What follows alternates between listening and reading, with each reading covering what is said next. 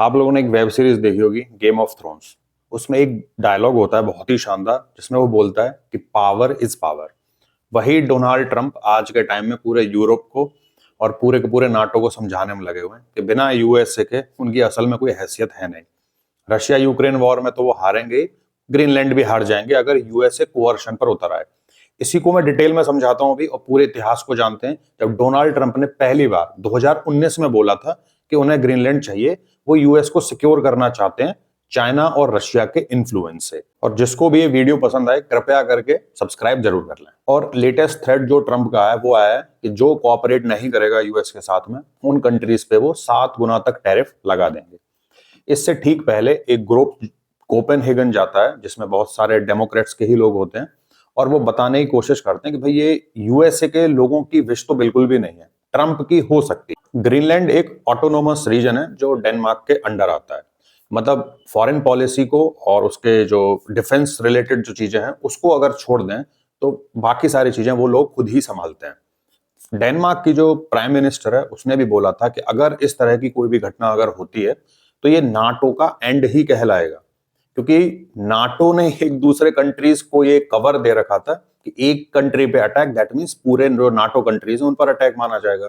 पर ये ग्रीनलैंड तो नाटो में ही आता है, यूएसए ही कर रहा है।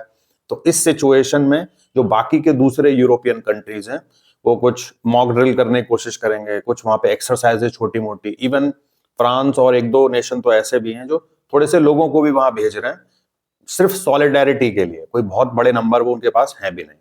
अब पॉइंट आता है कि ग्रीनलैंड फ्लैश पॉइंट क्यों बन रहा है। भाई देखो, रशिया की टेरिटरी वहां से बिल्कुल पास में लगती है, और दूसरा है चाइना, क्योंकि क्लाइमेट चेंज होने के बाद से जो बहुत सारा ट्रेड है वो इसी रूट का इस्तेमाल करेगा। और यूएसए को जिसका सबसे ज्यादा डर है वो है कि जो लेन्स होंगे, शिपिंग लेन्स, उस पर चाइना का कंट्रोल ना आ जाए। इसके अलावा ग्रीनलैंड में बहुत सारे क्रिटिकल मिनरल्स और बहुत सारी चीजें वैसी भी हैं जो आगे की जो एआई रिलेटेड टेक्नोलॉजीज हैं उनमें उनका बहुत इस्तेमाल होगा। अगर ईयू के चैलेंजेस की बात करें तो उसकी जो इकोनॉमिक वल्नरेबिलिटी है वो सबसे ज्यादा होने वाली है। जैसे चाइना सारे शॉक को एब्जॉर्व कर गया बहुत आराम से, इंडिया भी ऑलमोस्ट आराम से सारी सिचुएशन को संभाल गया। लेकिन ईयू और यूएस की जो इकोनॉमीज है वो इतनी ज्यादा इंटरट्वाइंड है एक दूसरे के साथ में कि ईयू उस प्रेशर को नहीं झेल पाएगा, स्पेशली तब जब सस्ती गैस की उनके बहुत समस्या है। रशिया यूक्रेन की वजह से ऑलरेडी प्रेशर है उनके ऊपर, क्योंकि वो एनर्जी वहां से अभी भी लगातार लेते आ रहे हैं। जहां तक मिलिट्री डिपेंडेंस की बात है तो विद इन नाटो भी यूरोप बहुत ज्यादा रिलाय करता है यूएस के एसेट्स पे, चाहे वो डिफेंस हो, लॉजिस्टिक्स हो या मिसाइल सिस्टम्स हो, सारी चीजों के लिए, क्योंकि खुद तो वो सोशल हैंगओवर में अभी भी जी रहे हैं। इस सिचुएशन में जो आर्कटिक का पावर प्रोजेक्शन है उसमें यूरोप बहुत पिछड़ता हुआ दिखता है। और इवन यूएसए का जो एक थॉट है वो शायद ठीक भी कहा जाएगा कि चाइना और रशिया खा जाएंगे अगर यूएसए को अगर उसमें से माइनस कर दें तो। तीसरा है पॉलिटिकल फ्रेगमेंटेशन जो ईयू के अंदर चल रहा है। कुछ स्टेट ऐसे हैं जो रिटेलिएशन की बात कर रहे हैं, कर कुछ नहीं पाएंगे लेकिन बात तो वो कर ही सकते हैं। ये हैंगओवर है जो सोशलिज्म का उन्हें जो पावर दे रहा है।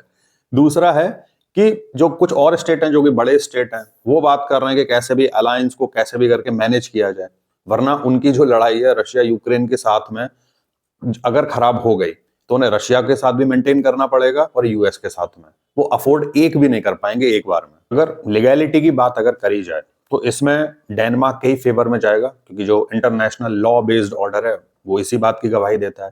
सोवरेनिटी, टेरिटोरियल इंटेग्रिटी सब उसके फेवर में जाता हुआ दिखता है हमें। लेकिन बात है पावर पॉलिटिक्स की, तो जो इकोनॉमिक और सिक्योरिटी लेवरेज है वो यूनाइटेड स्टेट्स के पास में है। अभी कैसे इस थिन लाइन पे चलेंगे ये देखना होगा। और अंत में ग्रीनलैंड जो अनकंफर्टेबल ट्रूथ है नाटो का उसको एक्सपोज करता है।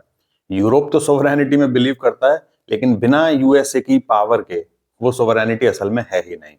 तो हम वहीं पे लौट के आते हैं जो डायलॉग की बात करी थी कि पावर इज पावर।